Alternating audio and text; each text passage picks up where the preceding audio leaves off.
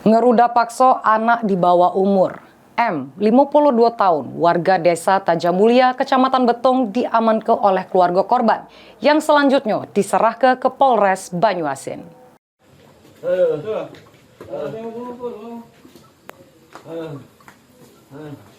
Inilah Dio M, berumur 52 tahun.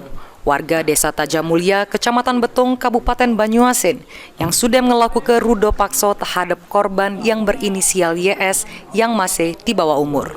Pelaku berhasil diamankan oleh keluarga korban, lalu diserahkan ke kantor polisi. Jeru ngejalani aksinya tersangko sudah buntuti korban, lalu pas melintas di lokasi kejadian di Kelurahan Rimba Asam, Kecamatan Betong.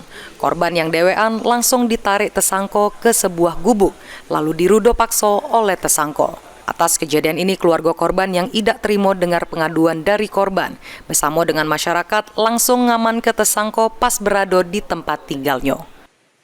Kasus 81 kan bisa diceritakan kan?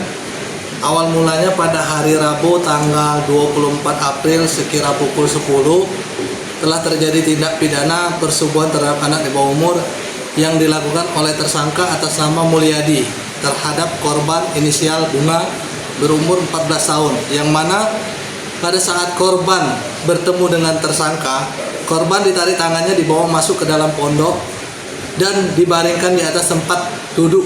Kemudian korban disetubui oleh tersangka. Atas kejadian tersebut, korban mengalami trauma dan ketakutan.